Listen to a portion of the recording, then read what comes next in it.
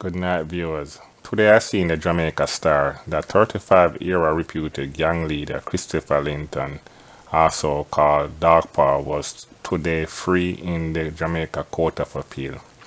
Linton and the co-accused Micah Allen was also free.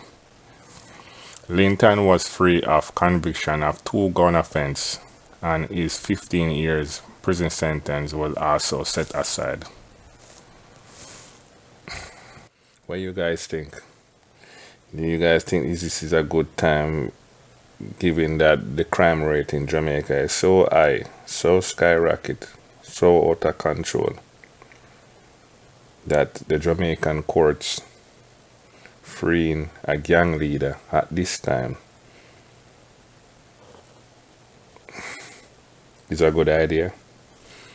Please leave your comment and you guys tell me what you guys think. I'm out. Welcome back. We begin this segment with news that Christopher Linton, the alleged reputed leader of the DAWG PAW gang, had his 2013 conviction overturned in the Court of Appeal today. Linton was convicted along with his co-accused Micah Allen and sentenced to 15 years. Our reporter, Giovanni Dennis, was outside the Horizon Adult Remand Center when Linton walked out to a waiting entourage. 5:05 p.m. Wednesday, April 14. One of 3 waiting vehicles for Christopher DAWG PAW Linton. A relative collects personal belongings and discusses traveling arrangements with the reputed gang leader.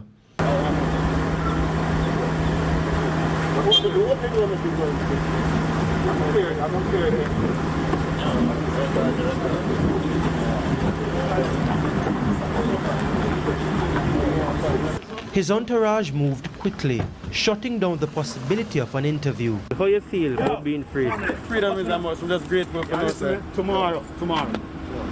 DAWG PAW gained notoriety when he became Jamaica's most wanted between 2010 and 2011 before he was arrested.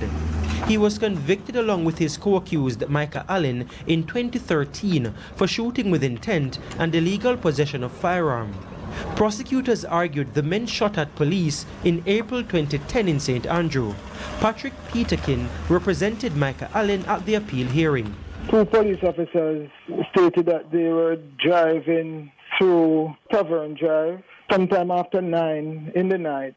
They indicated that when they reached at a section of that road, they were shot at by 2 men in a group of 4 who ran down a lane after firing shots at them.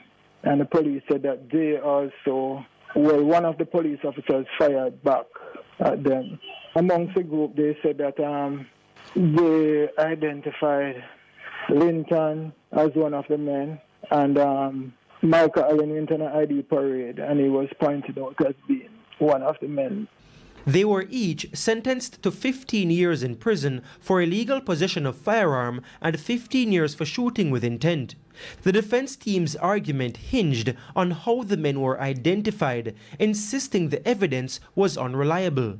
The appeal court sided with them. You're talking about after 9 in the night, to deal with the issue of time as to whether or time not that they observed the men. And you're also talking about the issue of being shot at, and police also have to basically be taking certain evasive action in that moment. And then the question will arise in all the circumstances, whether or not a safe identification, safe meaning for the courts, can take place in circumstances like that. When our news team contacted Director of Public Prosecutions Paula Llewellyn, she said she had no comment on the ruling. The response was the same when we contacted the JCF. Giovanni Dennis, TVJ News.